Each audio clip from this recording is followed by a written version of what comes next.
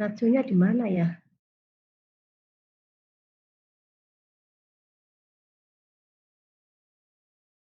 Di bagian bawah, Ibu, Iya, kok biasanya. nggak kelihatan ya, Mbak, ya? Nggak muncul ya? Ibu Nggih. ini kok kan nggak kelihatan ya? Loh, kok nggak jadi klik? Ya, sih, Mbak.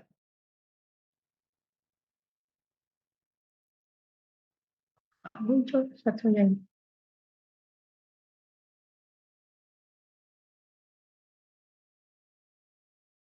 Nah, sebelum kita belajar terkait dengan konsep yang Anda harus tahu konsep dasarnya apa sih itu persalinan ya. Makanya di sini ada beberapa pertanyaan kritis di mana nanti setelah mempelajari mata kuliah materi ya, bahan kajian atau materi ini, maka Anda harus bisa menjawab beberapa pertanyaan kritis yang Anda harus pahami ya, seperti itu. Nah, apa pengertian persalinan ya?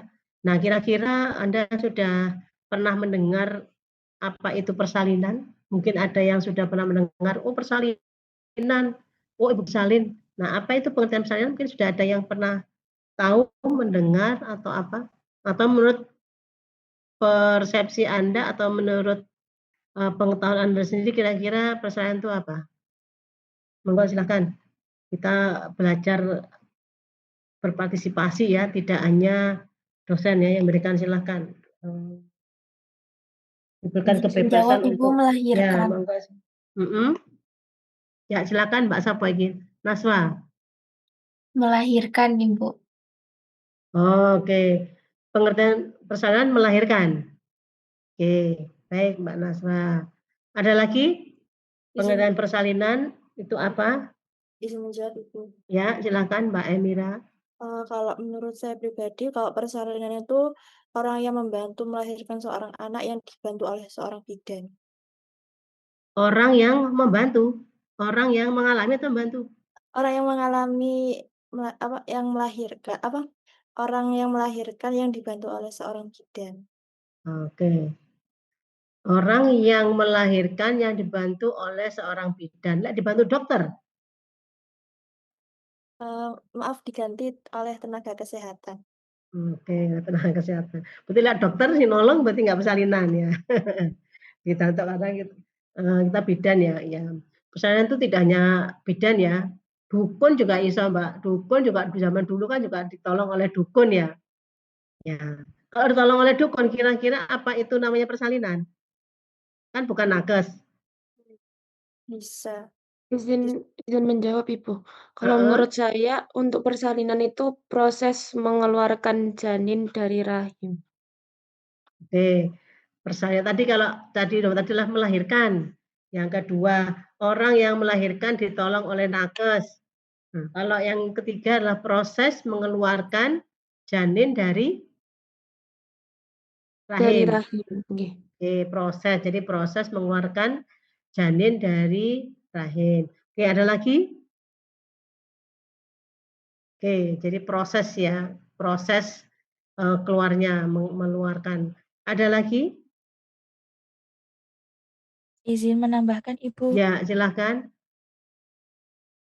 Izin menambahkan punyanya teman-teman, jadi Ya, proses melahirkannya tersebut terjadi ketika di 37 hingga 42 minggu kehamilan. oke. Hal yang tadi itu terjadinya proses mengeluarkan ya, mengeluarkan atau melahirkan itu terjadinya di 37 minggu ke atas ya. Lah kalau 37 ke bawah, namanya apa? Mungkin tetap persalinan, Ibu, namun dengan kondisi atau keadaan yang berbeda. Oh, berarti definisinya nggak masuk persalinan? Masuk, Ibu. Masuk. Kalau gitu, dibatasi usia 37 ke atas? Izin menjawab tidak, Ibu, sesuai kondisi. Hmm, oke. Oke, baik. Ada lagi yang mau menambahkan? Supaya paham ya, supaya paham. Ada lagi? Sudah cukup? Baik ya. Oke. Nanti kita pelajari apa sih sebenarnya persalinan itu. Jadi kira-kira orang yang bagaimana yang memang dia mengalami persalinan, mana yang tidak. Sama-sama ibu hamil. Tetapi nanti ibu itu bisa disebut dengan ibu itu mengalami proses persalinan atau tidak, tergantung definisinya ya, maka nanti kita pelajari. Kemudian yang kedua, bagaimana terjadinya proses persalinan? Oke lah, anggap aja bahwa proses keluarnya janin dari rahim ya. Bagaimana proses terjadinya? Siapa yang tahu? Kira-kira proses persalinan itu terjadinya bagaimana? Kok bisa tiba-tiba ibu itu mau melahirkan gitu loh? Kira-kira prosesnya seperti apa? Siapa yang tahu? Menjawab Ibu. Ya, Kalau sepengetahuan saya, dari pengalaman kemarin selama real setting itu mm-mm, berawal dari ada rasa kencang-kencang di perut atau kontraksi, mm-mm. kemudian kontraksinya semakin sering, semakin intens, kemudian setelah itu ada pecah ketuban, seperti itu Ibu, kemudian bayi lahir. Ya, oke, bagus. Ada lagi yang mau menambahkan? Bagaimana terjadinya proses persalinan itu? Kenapa kok bisa terjadi persalinan? Nah, kok enggak diem aja terus sampai seterusnya tambah besar, tambah besar, tambah besar. Ya, tapi kok pada akhirnya nanti kenapa kok itu bisa keluar, bisa mengalami proses persalinan tadi ya, kan adanya kontraksi yang semakin lama semakin ini, terus ketubannya pecah sehingga akan keluar. Ada lagi yang mau menambahkan?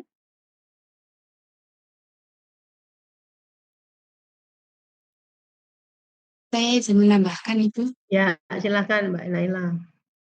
setelah tadi adanya kontraksi, kemudian bayinya lahir itu nanti kalau di persalinan nanti bukan hanya yang bayi, bukan hanya bayi lahir, tapi plasenta juga lahir gitu Ibu. Jadi setelah bayi lahir nanti disusul dengan kontraksi lagi, kemudian plasenta eh, akan dilahirkan juga gitu Ibu. Ya, kira-kira terjadinya bagaimana terjadinya itu gimana ya? Tanya kan bagaimana terjadinya. Nah, kira-kira terjadinya proses melahirkan tadi selain kontraksi itu kan kontraksi kan ya? Karena ada kontraksi. Terus yang lain karena apa? Apa saja yang keluar tadi selain janin, tadi tambahkan plasentanya atau ari-arinya. Oke. Terus bagaimana keduanya itu bisa terjadi mengalami proses pengeluaran dari rahim? Izin Kira-kira, Ibu, ya adanya silakan. dorongan dari ibu hamilnya. Jadi karena kontraksi yang terus-menerus, kemudian ibu hamilnya itu semakin intens kontraksinya, semakin lama semakin ingin mengejan, seperti itu. Oke, ya. Oke. Jadi karena ada dorongan meneranya ibunya juga. Nah, kira-kira untuk yang pertanyaan ketiga, faktor apa saja yang berperan dalam proses persalinan itu kira-kira yang mana? Apa faktor apa saja yang berperan dalam proses persalinan? Faktor apa? Tadi sudah sebutkan, oh itu melahirkan karena adanya kontraksi, adanya ibunya dorong menerang ibunya. Berarti faktor apa Izin yang menjawab berperan? hormon, Berarti Ibu. faktor, Hormon. oke, faktor hormon. Oh, faktor hormon. Oke. Terus ada lagi? Izin menambahkan Ibu Mm-mm. mungkin dari kekuatan Ibu yang mengejan. Ya, dari kekuatan ibu yang meneran. Oke. Terus, ada lagi? Faktor kekuatan ibu, faktor hormonal. Ada lagi? Izin menjawab, Ibu. Mm-mm. Karena kembali lagi ke awal adanya kontraksi rahim. Ada kontraksi rahim. Kira-kira itu masuk di poin 2 atau poin 3 ya? Poin 2 masuk, poin 3 mungkin sedikit masuk. Ya, oke. Boleh, sudah nggak apa-apa. Nah, nggak apa-apa, nanti kita pelajari semuanya ya. Oke, baik ya. Ada lagi tambahan? Nah, nanti Kalau materi sama, ya silahkan. kalau faktor usia kehamilan, Ibu, Faktor usia kehamilan. Maksudnya gimana? usia kehamilannya sudah mencukupi dalam waktunya, dalam HPL. HPL misalnya tadi sebutkan Mbak Risa tadi 37 ke atas gitu ya. Itu yang mana Mbak? Jawab yang nomor 2 atau jawab nomor 3? Yang nomor 3. Oh, jawab nomor 3. Faktor yang berperan adalah usia kehamilan gitu ya. Oke, tak apa-apa, kita tampung dulu ya. Oke, ada lagi? Izin menjawab, Ibu, faktor posisi Ibu saat melahirkan Ibu, karena biasa kemarin pada semester 3 itu dibahas bahwa posisi Ibu saat melahirkan itu sangat berpengaruh. Posisi Ibu saat melahirkan berpengaruh pada apa, Mbak, kira-kira? Berpengaruh dalam proses persalinannya, Ibu. Oh, kalau posisinya mereng, posisinya jongkok gitu ya, atau posisi tidur gitu, itu berkaitan dengan apa, mempengaruhi daripada keluarnya janin ya, gitu maksudnya ya? Izin menjawab, betul, Ibu. Oke. Ya, boleh nanti kita tampung ya. Ada lagi? Kalau nggak ada, pertanyaan keempat.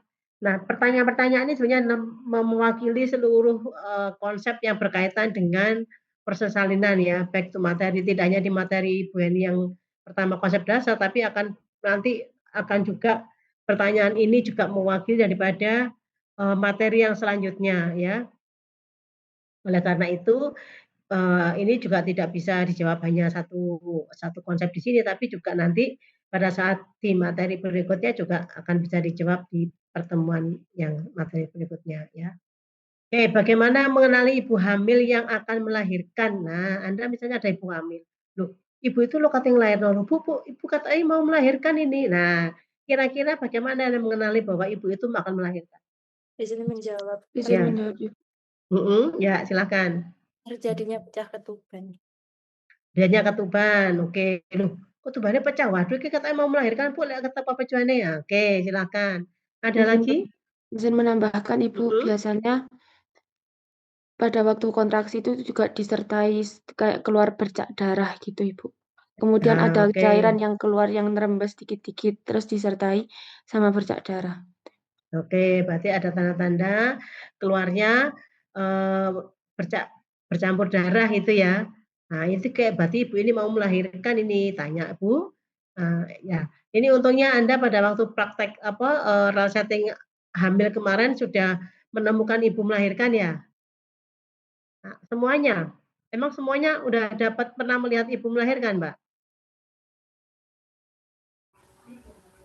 Izin menjawab, Sudah, Ibu. iya Ibu. Semuanya ya, ya bersyukur kalau begitu ya. Anda sudah punya gambaran. Karena ada beberapa tempat yang mungkin nggak menemukan, Anda kan memang tujuannya kan untuk aspek kehamilan saja ya. Nah, tapi kalau di tempat Anda itu sudah pernah melihat ibu yang melahirkan, ya alhamdulillah, berarti sudah punya bayangan ya. Sudah punya gambaran kira-kira ya opo ibu yang mau melahirkan itu. Ya, termasuk nanti itu dipelajari lebih banyak di sini ya. Kemudian berdasarkan tujuan asuhan, apa yang perlu dilakukan oleh bidan dalam melakukan asuhan pada ibu bersalin. Nah, kira-kira kalau dengan tujuannya asuhan ya, tujuan asuhan itu kan membantu ibu ya untuk melewati masa persalinan ini dengan aman ya dan aman, nyaman, kemudian dan sehat ya seperti itu. Nah, apa yang perlu dilakukan oleh bidan? Apa Mbak perannya bidan? Kok Anda amati di lahan kemarin kira-kira perannya bidan apa? Apa yang dilakukan oleh bidan? Izin menjawab, Ibu, memberikan edukasi tentang tanda-tanda awal mau persalinan seperti apa, kemudian yang bisa membahayakan pada waktu persalinan bagaimana, terus untuk selanjutnya setelah proses persalinan apa yang harus dilakukan, yang perlu disiapkan untuk persalinan seperti apa gitu. Ya, oke. Bagus. Ada lagi yang lain?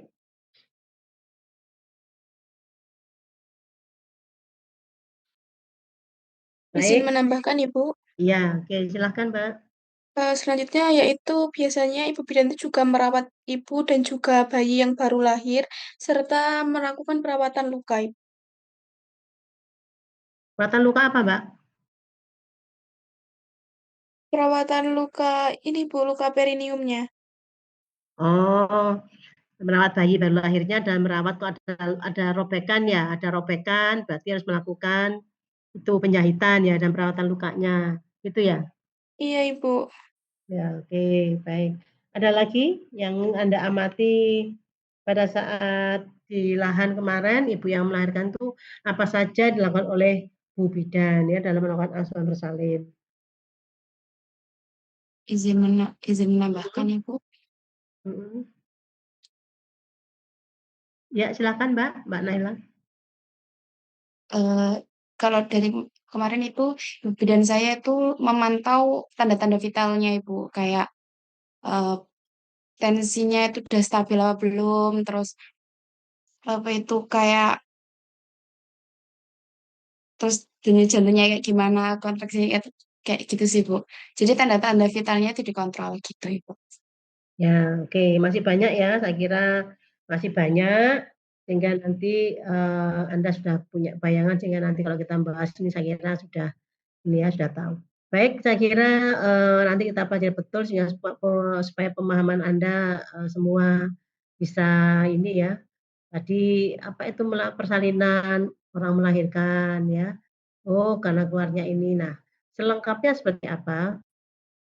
Nah, kita pelajari tujuan pembelajaran kita adalah Anda sudah paham terkait dengan pengertian persalinan, sebab-sebab mulainya persalinan, ini yang menjawab tentang bagaimana terjadinya proses persalinan. Itu adalah kita belajar tentang apa sebab-sebab mulainya persalinan. Kemudian tahapan persalinan, tanda-tanda persalinan ini adalah berkaitan dengan tadi bagaimana Anda mengenali bahwa ibu itu mau melahirkan. Kemudian tujuan asuhan persalinan ya.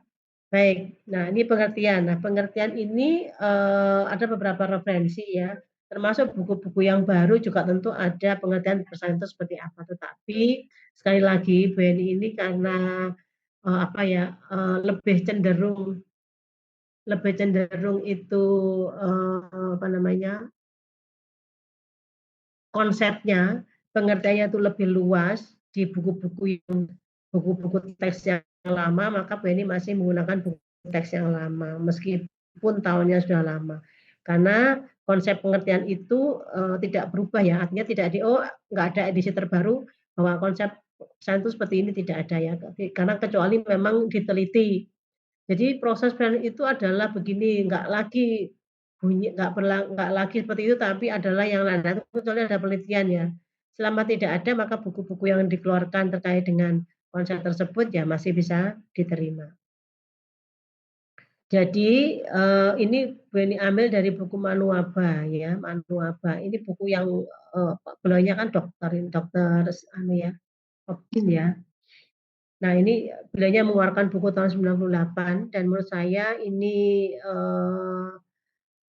lebih luas maknanya daripada sekedar proses mengeluarkan janin ya dari rahim ibu. Tidak sekedar itu aja konsep yang terkandung di dalam pengertian ini.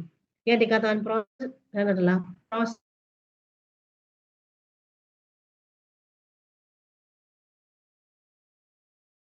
pengeluaran hasil konsepsi.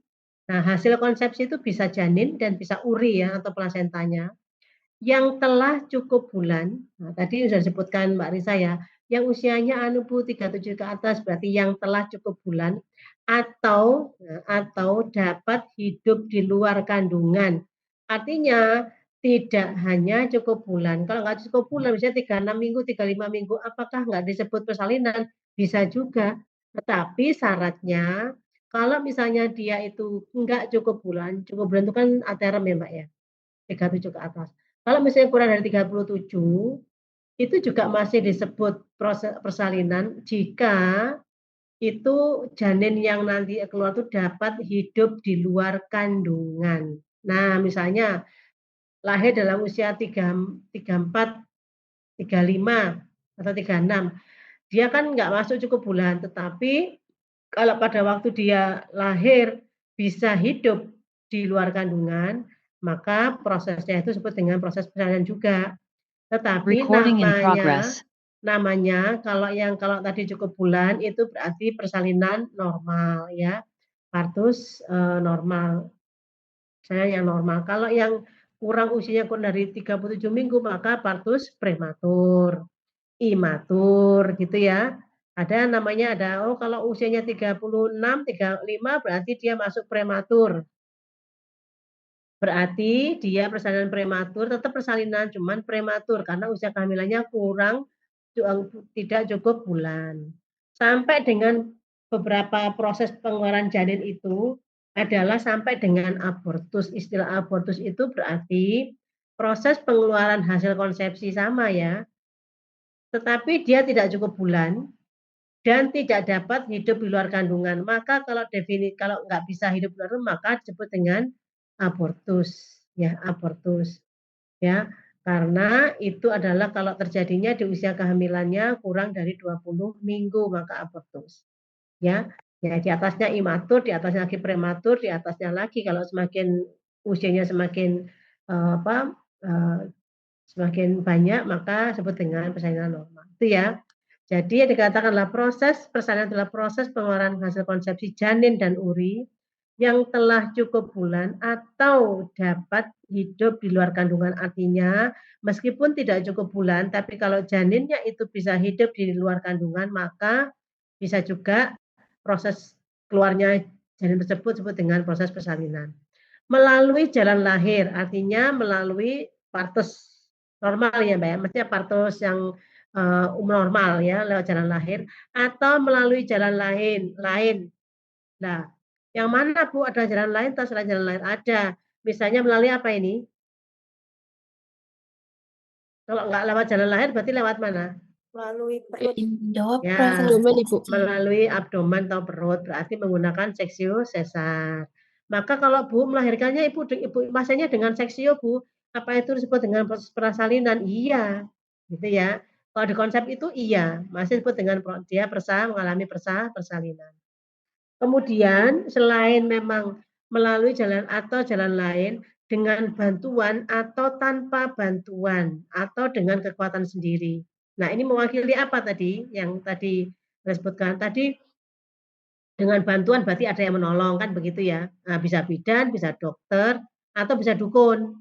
Nah, berarti dengan bantuan. Siapa aja bantuannya ya terserah siapa pokoknya ada yang membantu. Entah itu dukun, entah itu bidan, entah itu dokter. Atau tanpa bantuan. Atau dengan kekuatan misalnya ibunya ngeden dewe tanpa dibantu siapapun. Apa itu disebut dengan persalinan? Iya. Kan zaman dulu orang-orang melahirkan zaman dulu kalau orang-orang apalagi yang hidupnya di suku-suku terdalam ya. Itu kan nggak ada yang namanya melahirkan itu ditolong oleh bidan atau zaman dulu ya kan. Mereka pasti akan pergi bukannya ini kan ini cerita bukan cerita sejarah ya, sejarah. Zaman dulu itu apalagi terutama perempuan yang melahirkan di suku-suku tertentu dalam itu kalau mereka malah dia diasingkan, bukan diasingkan. Maksudnya dia tidak boleh melahirkan di rumah, malah justru harus pergi ke hutan, ya di situ nanti dia sendirian melahirkan sendiri. Jadi dia dengan kekuatannya sendiri. Ya, jadi diinget-ingetan dewe, ditang dewe itu namanya. Apakah itu sebut iya? Kalau konsepnya ini itu tetap dianggap proses persalinan. Gitu ya. Jadi ini maknanya luas sekali apa yang disebut dengan proses persalinan itu ya.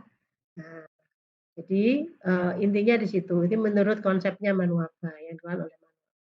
Kemudian apa sebab-sebabnya? Sebab-sebab mulainya persalinan.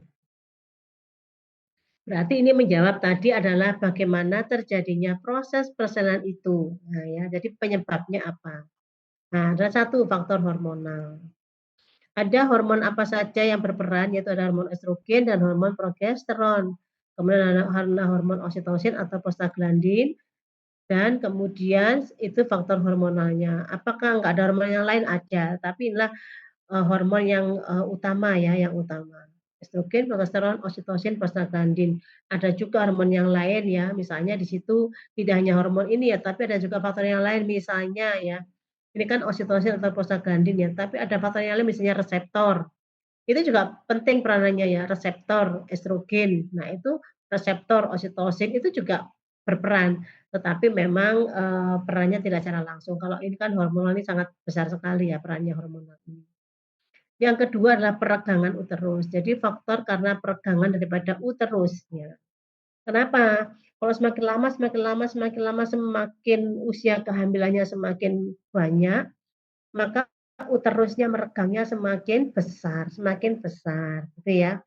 Nah, teori ini mendasari konsep ya bahwa kita ambil contoh saja ya. Karena nanti secara ini kan secara secara mudahnya Kalau Anda tahu balon enggak? Tahu balon ya? Semua tahu balon. Balon itu kira-kira kalau Anda tiup, ya, Anda tiup atau dikasih air, itu kalau airnya sedikit, kira-kira meletus apa enggak? Izin menjawab Kan tidak tidak, Ibu. meletus. Ya, tapi Anda tambah lagi udaranya, tambah Anda lagi, tambah air lagi, tambah. Semakin lama, semakin banyak Anda tambah udara atau tambah air, kira-kira semakin besar apa tidak balon itu? Ya, tentu semakin besar. Kira-kira tambah lagi, kapasitasnya tambah lagi. Kira-kira perubahan di balon itu apa yang Anda lihat di balonnya sendiri? Kalau misalnya tadinya kan nggak ada isinya ya, kira-kira bentuk balon itu seperti apa, Mbak? Apa namanya, dinding balonnya itu? Tebel ya? Ya, Ya, tebel, iya, menutup betul. rapat. Ya, Terus kalau nanti kita itu adalah sel itu menutup rapat tebel ya. Anda isi melar, diisi luar sampai dengan kalau penuh sampai kapasitasnya balon itu penuh nggak bisa. Kira-kira dindingnya menjadi apa? Tipis kan? Menipis, Ibu. Ya, akhirnya apa? Pecah. Ya, itu gampangnya saja penggambarannya. Tetapi kalau di ibu manusia ya hamil itu prinsipnya sama. Dia semakin besar usia kehamilannya, janinnya semakin besar, semakin besar, semakin besar, juga rahimnya tentu akan semakin tipis seperti itu, ya tipis. Apakah bisa meletus, Bu? Ya, bukan meletus istilahnya kalau ibu hamil ya apa? Ruptur, uterusnya bisa ruptur. Tetapi konsep artinya bahwa sebelum terjadi ruptur tentu dia sudah pasti ada ini karena kuasa ya, karena kita kan pasti ada yang membuat ya, kenapa itu bisa nggak meletus ya, kalau balon itu bisa meletus kalau dikasih air jarinnya semakin besar, bahkan ada yang hamil kembar sampai 5, kan pernah itu mendengar ya, hamil kembar ada 2, 3, sampai ada 5. Lah itu kan melebihi daripada kapasitas, tapi kira-kira meletus nggak perutnya ibu itu? Enggak. Tidak. Itulah keajaiban ya bahwa Allah itu membuat ibu itu bisa hamil sampai 5 anaknya, 5 janin bahkan ada 10 ya, dulu sempat ada 10 ya, sampai ada 10. Itu top rekor ya, 10 atau 11 itu. Itu ya hidup semua anaknya, tapi mungkin kecil-kecil ya, tapi kan tetap aja perutnya segede apa kan di luar ini ya, di luar apa kebiasaan. Tetapi apakah meletus kayak balon? Tidak, ya tidak. Nah, oleh karena itu Allah itu memberikan suatu proses ya.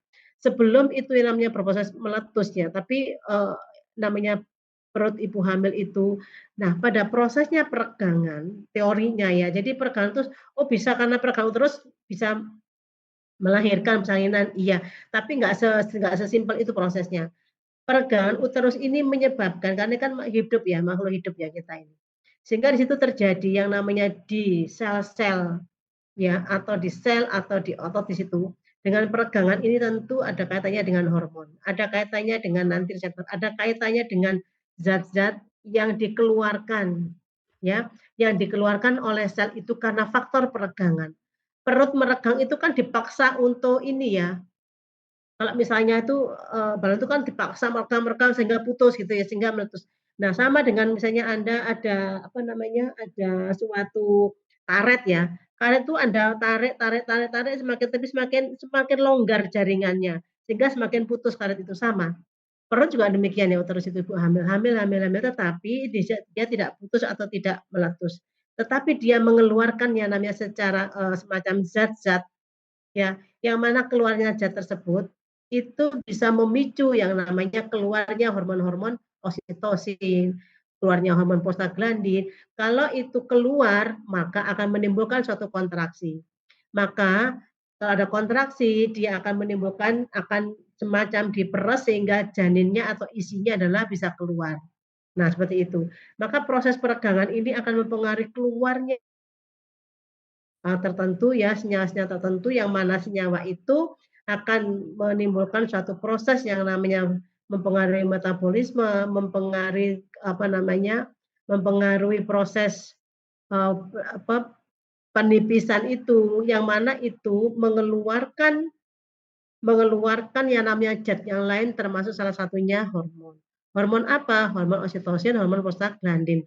Maka semakin besar, semakin banyak zat itu dikeluarkan, zat kimia itu dikeluarkan, ya, senyawa kimia itu dikeluarkan, maka semakin banyak hormon yang akan dikeluarkan, termasuk hormon oksitosin atau prostaglandin. Nah, keluarnya hormon inilah yang nanti akan menimbulkan suatu kontraksi. Sehingga dengan kontraksi itu maka ini mendorong hasil konsen tersebut dikeluarkan. Itu prosesnya. Jadi sebetulnya kalau Anda mempelajari nanti boleh nanti dibaca di buku-buku referensi yang berkaitan dengan proses pengeluaran janin. Silakan dibaca, termasuk nanti ada di konsepnya bagaimana kontraksi uterus ya, mekanisme daripada kontraksi sehingga sampai itu menimbulkan persalinan ya, seperti itu. Kemudian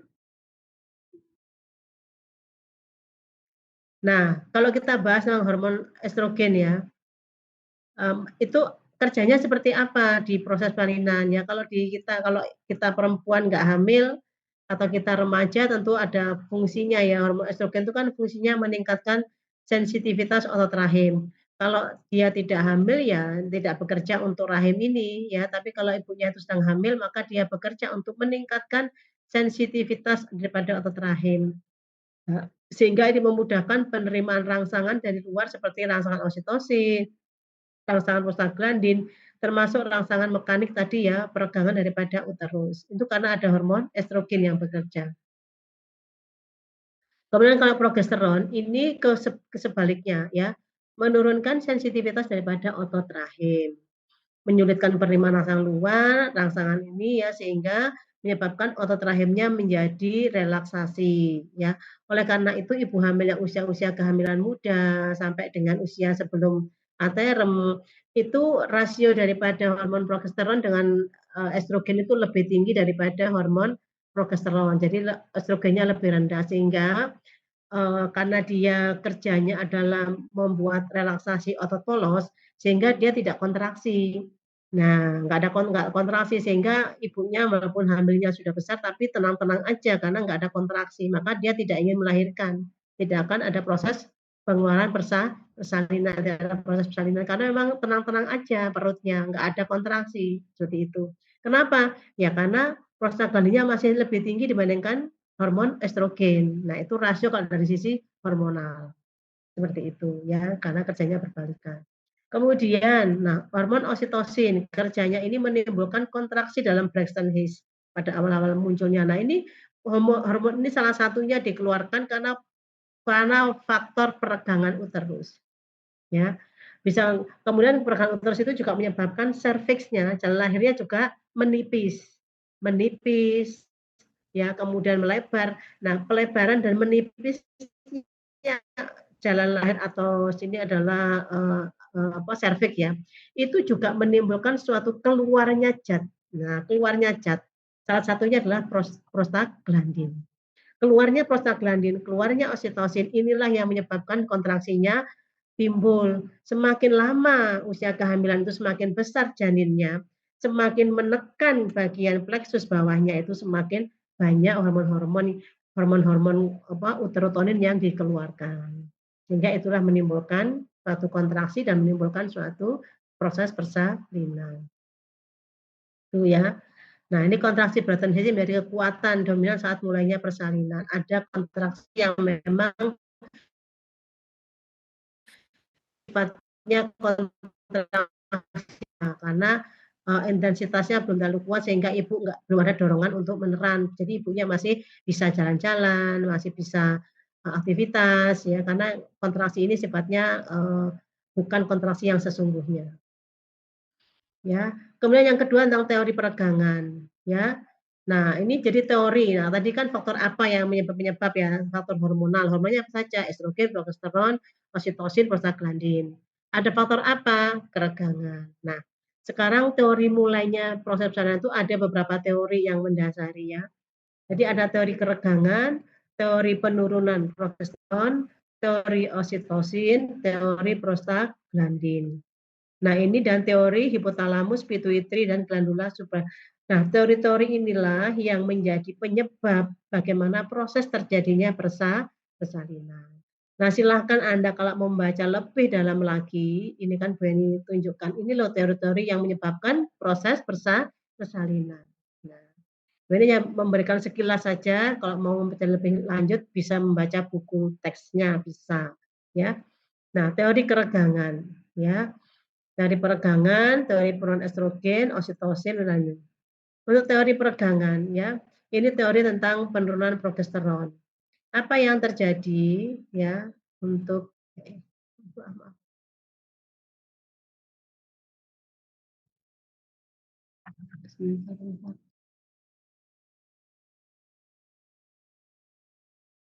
Nah, untuk teori peregangan, ya, teori penurunan progesteron ya. Untuk teori progesteron itu bagaimana teorinya? Progesteron itu akan menimbulkan relaksasi. Kerja tadi kan menimbulkan relaksasi ya rahim. Sebaliknya, kalau estrogen itu meninggikan kerentanan otot rahim. Nah, selama kehamilan itu terdapat keseimbangan antara kadar progesteron dan estrogen dalam darah. Tetapi pada akhir kehamilan, maka akan mengalami penurunan kadar progesteron. Ya, sehingga rasio antara progesteron dan estrogen ini akan berbeda, berubah. Estrogennya lebih tinggi, seakan-akan lebih tinggi atau meningkat estrogennya dibandingkan dengan progesteron. Apa yang menyebabkan progesteronnya ini turun? Salah satunya adalah karena tadi proses keregangan tadi itu menimbulkan beberapa keluarnya senyawa-senyawa, ya senyawa-senyawa yang mana memicu keluarnya daripada hormon uterotonin.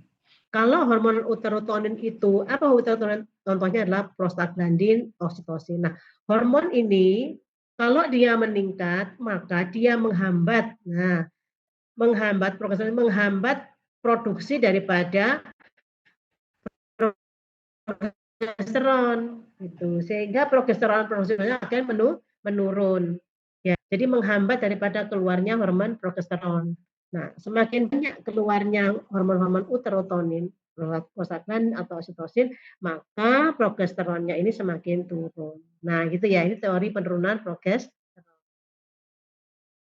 Kira-kira bisa dipahami?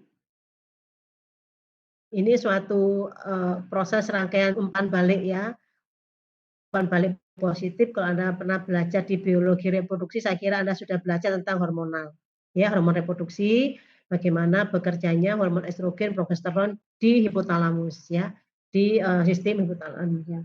Saya kira sudah pelajari di biologi reproduksi. Nah, ini Bu Eni hanya mereview aja teori yang. Kemudian yang kedua teori oksitosin. Oksitosin tadi adalah sifatnya kerjanya memicu ya, memicu meningkatkan kerentanan otot polos ya. Nah, kalau teori oksitosin ini menyebutkan bahwa ini kan hormon yang memang disekresi oleh neurohipofisis ya, yang secara khusus menyebabkan kontraksi. Artinya memang hormon oksitosin ini merupakan hormon termasuk uterotonin. Artinya adalah uterotonin adalah yang menyebabkan tonus otot, tonus rahimnya meningkat. Itu namanya uterotonin. Nah, ya.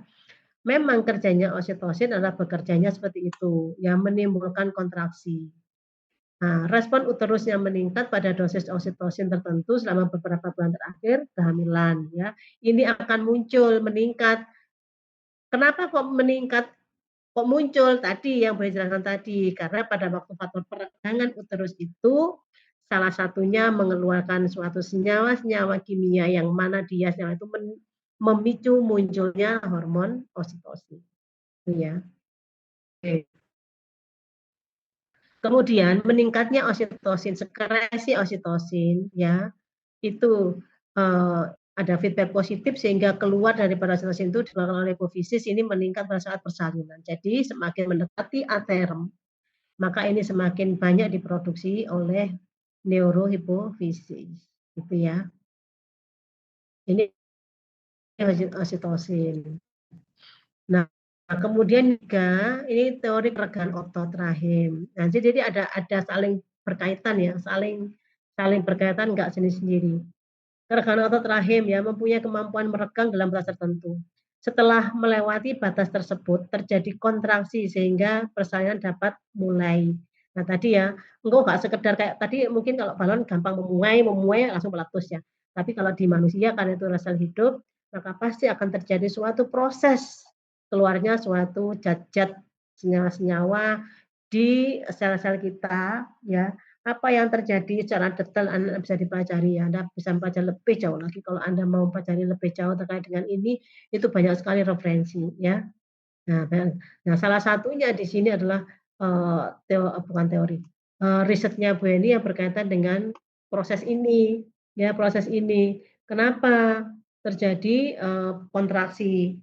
Memang risetnya Bu Eni itu tidak berkaitan dengan langsung meneliti tentang bagaimana timbulnya, tetapi Bu Eni kaitkan timbulnya persalinan ini dari variabel yang lain, ya dari variabel yang lain. Artinya risetnya Bu Eni ini berkaitan dengan proses persalinan, tetapi dengan pemberian sesuatu, ya dengan memperlakukan ibu itu diberikan sesuatu sehingga ibu ini cepat kontraksi, cepat melahirkan atau tidak. Nah, itu ya. Tetapi konsep teorinya itu dari faktor apa? Oh, ternyata kalau ibu ini diberikan sesuatu ini, dia menimbulkan bisa cepat kontraksi. Nah, secara teori terbukti karena faktor itu pemberian sesuatu itu adalah pemberian sesuatu yang makanan itu ya, sifatnya minuman atau makanan itu, ternyata dia bekerjanya sama dengan bekerjanya hormon-hormon yang alami didapatkan oleh ibu. Salah satunya adalah memicu meningkatkan estrogen. Jadi peran estrogen itu besar di ibu yang melahirkan ini. Nah, itu ya. Dari mana bekerjanya? Ya, jadi itu ya. Sehingga ini betul-betul kalau Anda mempelajari lebih jauh bagaimana terjadinya peran daripada estrogen itu sangat besar ya. Termasuk nanti itu bagaimana semakin tinggi estrogen apakah semakin ini ya, semakin bukan tinggi ya, semakin kadarnya meningkat ya estrogen itu pada akhir kehamilan karena meningkat ya, karena rasionya dengan progesteron kan turun ya sehingga dia rasionya lebih tinggi. Maka akan menimbulkan tidak sekedar langsung muncul oksitosin tidak. Dia akan memicu hormon estrogen ini akan memicu yang namanya reseptor-reseptor. Reseptor itu kalau Anda tahu nanti istilahnya berkaitan dengan kalau kunci dan gembok ya. Anggaplah kunci gembok itu ada kuncinya ada gemboknya. Kalau kuncinya gembok itu pintu itu akan bekerja membuka pintunya terbuka kalau tempatnya kunci itu bekerja bersama-sama dengan ada kuncinya gembok. Nah, kalau gemboknya tidak dibuka dengan kunci, maka kan tidak bisa bekerja. Sama ini juga. Jadi semacam ada estrogen itu bisa bekerja kalau dia ada hormonnya, ada reseptornya gitu ya. Ada hormonnya, ada ligan sini ya, ada reseptornya. Maka kalau dia tidak berpasangan, nggak masuk begini, maka dia tidak bisa bekerja dengan efektif. Dengan apabila nggak bisa. Maka banyak hormonnya pun kalau nggak ada reseptornya, kunci, ada kuncinya, nggak ada gemboknya kan nggak bisa dibuka pintunya ya. Nah, artinya seperti itu ya. Jadi itulah uh, proses fisiologi di dalam tubuh kita itu begitu. Sama juga oksitosin. Oksitosin banyak, hormon prostaglandin juga banyak, tapi kalau nggak ada reseptornya, nggak ada tempat menempelnya itu, dia tidak akan bisa bekerja. Gitu ya. Nah, itu nanti bisa dipelajari lebih jauh. Ini secara molekuler asalnya seperti itu bekerjanya. Nah, Anda mungkin segera tahu aja, tapi kalau Anda mau mempelajari lebih lanjut silakan ya. Bu Eni nggak sampai sejauh itu ya, tapi itulah konsepnya seperti itu. Jadi nggak sesimpel yang ditulisan Bu Eni. Anda bisa pelajari lebih jauh ya. Nah, kemudian dari prostaglandin ini tetap ya konsentrasinya maka meningkat sejak umur usia hamilnya 15 minggu sudah mulai konsentrasinya ini ya mulai meningkat ya. Oleh karena itu kenapa? Makanya dipertahankan. Makanya bisa menjadi besar kenapa janinnya? Karena rahimnya ini tenang. Nah, kalau masih kecil kontraksi akhirnya kan dikeluarkan. Oleh karena itu ibu-ibu yang mengalami abortus itu karena dia belum mencapai ini, jadi hormon bisa jadi kandungan prostaglandinnya rendah, estrogennya terlalu tinggi sehingga oksitosinnya juga dia akan ini sehingga itu berkontraksi sehingga sebelum janinnya besar sudah mau dikeluarkan. Nah, ya oleh karena itu maka di usia yang muda ini hormon prostaglandinnya terus meningkat ini harapannya apa memelihara daripada keseimbangan rahimnya sehingga dia tenang kontraksinya relaksasi sehingga janin ini bisa tumbuh lebih besar, gitu ya. Nah, oke ya. Nah, ini yang berikutnya adalah teori hipotalamus, pituitri, dan glandula supranalis. Ini teori terkait dengan ini ya. Maka teori ini menunjukkan pada kehamilan dengan ya ya. Teori ini ini juga hasil riset ya, hasil penelitian, semuanya pasti hasil penelitian ya dari yang ilmuwan-ilmuwan terdahulu. Kita hanya bisa menikmati ya, bisa juga kita membuktikan benar apa enggak sih, kita bisa juga riset ini kita buktikan. Oh, teorinya ngomongnya gini, coba kita buktikan sih gitu ya. Atau kita ibunya bagaimana supaya lancar, misalnya kita berikan apa kerjanya yang kira-kira sama dengan alamiahnya hormon kita, ya bisa juga seperti itu ya. Nah, bisa dilakukan riset seperti itu. Nah, teori ini menggambarkan bahwa janin itu punya peran, janin ya, punya peran ya di dalam proses persalinan oleh ibu. Kita ambil contoh hasil riset ini ya, pada ibu-ibu yang hamil dengan janin yang mengalami anencepal itu tidak kepalanya tidak utuh ya, tidak bulat ya. Jadi apa namanya yang namanya anencefal itu tidak punya kepala, bukan berarti gundul hanya leher enggak, artinya ada kepala tapi dia kepalanya tidak sempurna ya. Jadi ada apa namanya separuh gitu ya. Itu namanya anencefal ya. Itu sering terjadi kelambatan. Jadi hasil risetnya menyebutkan bahwa kalau kepalanya ini tidak sempurna ya, tidak utuh ya, maka terjadi kelambatan dalam proses persalinan karena tidak terbentuknya hipotalamus pada janin. Ya. Nah, teori dikeluarkan oleh Liggins tahun 73, udah lama nih penelitian, coba 73 ya, Anda belum lahir ya. Nah, teorinya sudah ada melahirkan ini. Kemudian ada juga dari MAPA tahun 93, mengangkat otak kelinci percobaan, hasilnya kehamilan kelinci berlangsung lama. Kalau otaknya diambil, nah ini sama ini ya, ini berkaitan dengan teori hipotalamus putih daripada janin dari glandula supranalis. Ini berkaitan dengan itu, ya.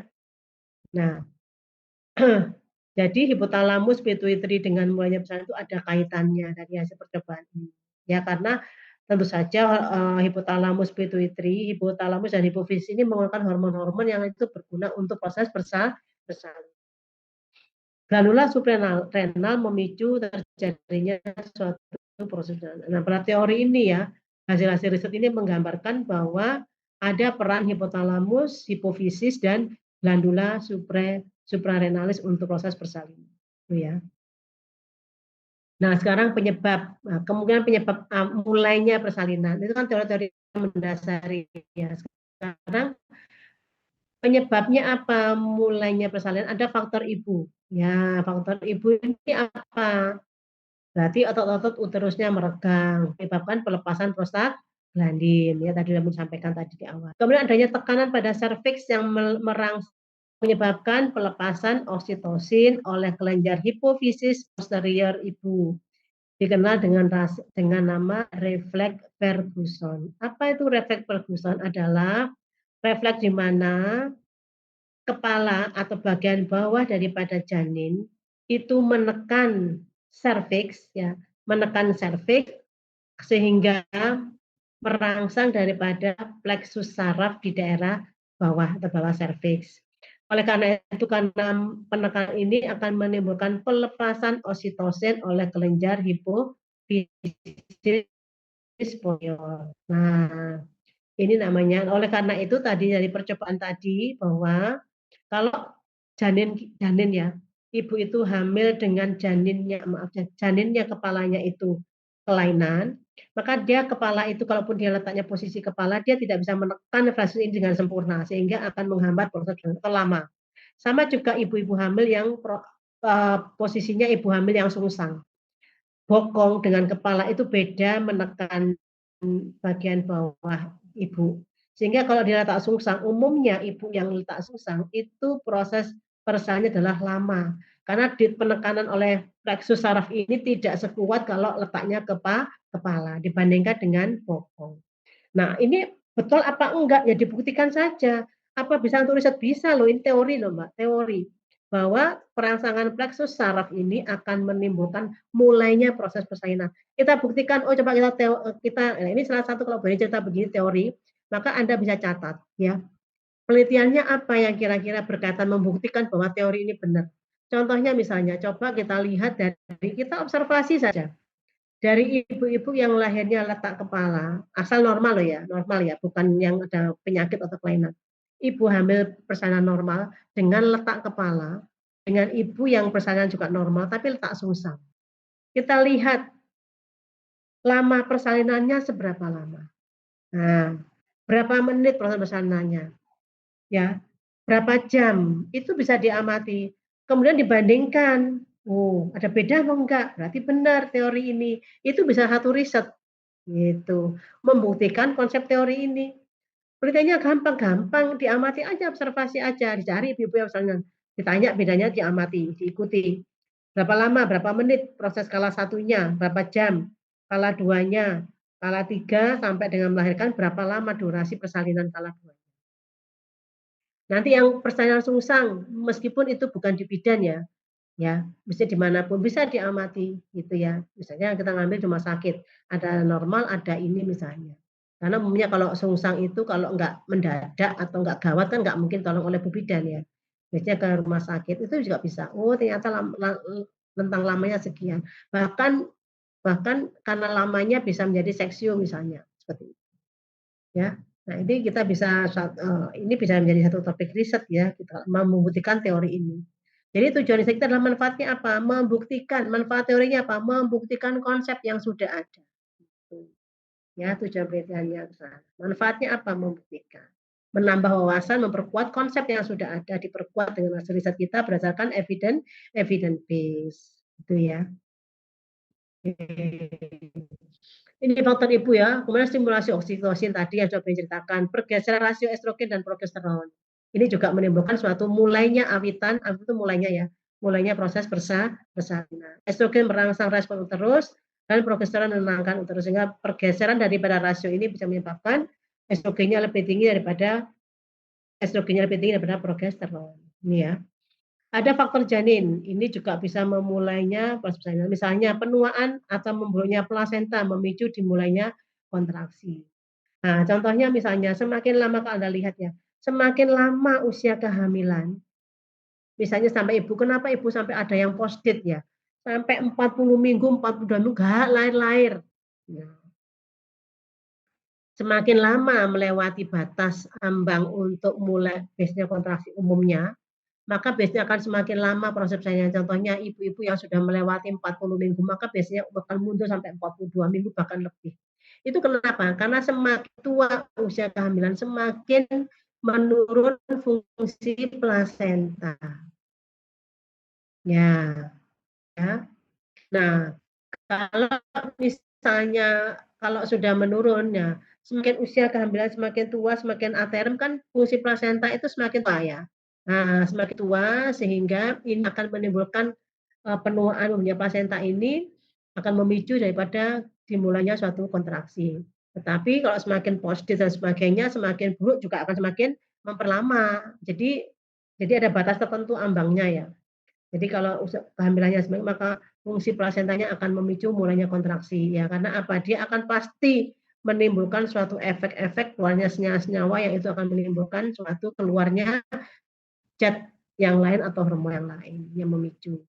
Nah, kemudian yang kedua faktor janin adalah kortisol janin ya, yang dihasilkan oleh kelenjar adrenal janin ini akan meningkat dan bekerja di plasenta untuk menurunkan pembentukan progesteron dan meningkatkan prostaglandin.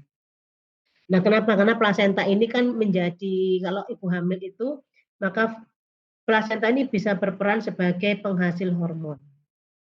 Ya, bukan lagi di hipotalamus ibu hamil, tapi adalah yang menghasilkan progesteron.